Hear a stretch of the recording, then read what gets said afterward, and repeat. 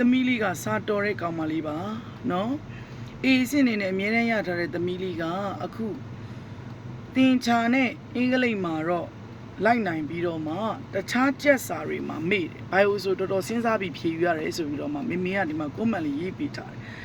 ကိုသမီးလေးဆိုလဲဒီလိုကူရကြရမဲ့တဲ့အတွက်ကြောင့်မို့လို့အကြံဉာဏ်တောင်းမိမှာပဲကိုချင်းစာမိတယ်ဒီချက်မှလည်းသားသမီးတွေရှိတယ်အဲ့တော့ဘာတော့အကြံပေးခြင်းလဲဆိုတော့ဒီကျက်စာတွေကိုကလေးတွေကိုကြက်ခိုင်းတဲ့အခါကျရင်သူကအလွတ်ချရေးပြီးကြက်တက်တဲ့ကလေးမို့လို့ထပ်မပြောတော့ဘူးဒါသူအမြဲတမ်းချရေးပြီးကြက်မှာပဲအဲ့တော့မေးတတ်တဲ့ဖြစ်စဉ်တစ်ခုမှာဒီကျတို့တခါတလေကြရင်စာတွေကိုပေါ့နော်မှတ်ဉာဏ်ကိုအားကောင်းစေတဲ့နီးလန်းလေးတွေရှိတယ်ဥမာကြပြာကာယံလေးတွေနဲ့မှတ်တာမျိုးပြီးအစစကလုံးလေးတွေကြည့်အချက်လက် data လေးတွေကိုမှတ်တာမျိုးနောက်တစ်ခုကကြတော့စာကိုပုံအသွင်ပြောင်းပြီးတော့မှမှတ်တာဟမှာdiagram လေးတွေတို့ graph လေးတွေနဲ့ဆွဲပြီးတော့မှမှတ်လိုက်တာတူရစုပြီးတော့မှပြန်ပြီးတော့မှခွဲမှတ်တာနောက်တစ်ခုကကြတော့ကိုစာရေးနေရင်တလန်ကိုအလွတ်နေရေးနေရင်တလန်နဲ့ကိုပြန်ရှင်းပြပြီးတော့ရေးတာ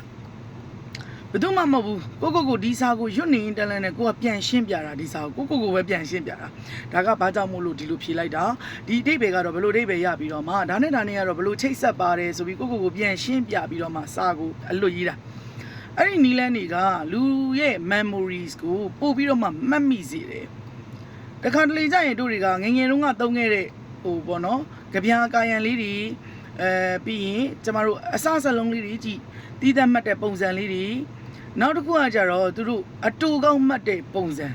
ဒါလေးတွေကလည်းပဲဒါအထောက်အကူတော့ဖြစ်တယ်ခုနဒီချက်နောက်ဆုံးပြောလိုက်တဲ့ချက်ပေါ့နော်ကိုနားလေထားတဲ့အရာကိုကိုပြန်ရှင်းပြတာဒီလိုလုပ်ချင်းအပြင်လည်းပဲစာကို sub study လုပ်တဲ့အခါမှာနော်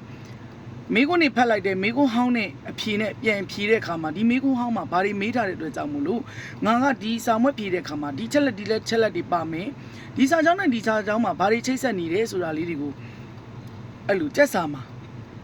အဓိပ္ပာယ်သဘောပေါက်နားလည်ပြီးတော့မှကိုပြန်ရှင်းပြပြီးကြက်ပါလို့ပြီးရင်အလို့ရေးပြီးတယ်ကြက်ပြီးပြီဆိုရင်လည်းပဲပြန်စစ်တာဒီအဓိကဖြစ်တယ်ပြန်စစ်ပြီးရင် one error free ကနေပြီးတော့မှ several error free တွေထိရောက်အောင်အတင်းခါလေ့ကျင့်မှုလိုတယ်စိတ်တက်ကြစရာမလိုဘူးနောက်တစ်ခုစာကြက်တဲ့အခါမှာ breaks လေးတွေပေးကြတစ်ချိန်လုံးကြီး3နာရီလုံးကြီးထိုင်ပြီးကြက်နေတာထက်တနာရီပြီးလိုက်ကို breaks လေးပေးလိုက်coffee လေးတောက်ပါလားဒါမှမဟုတ်လေကိုစားခြင်းနဲ့မုတ်ကလေးစားမလားရေးထတောက်မလားဒါမျိုးပေါ့ breaks အတူလေးတွေနဲ့သွားပါဒါဆိုရင် memory ကပို့ပြီးတက်လာတယ်ခန္ဓာကိုယ်ကလည်းပင်ပန်းတာတက်တာတယ်သမီးလေးဒါလေးလောက်ကြည့်ပါလို့ကျမကိုကြံပေးပြရစီနော်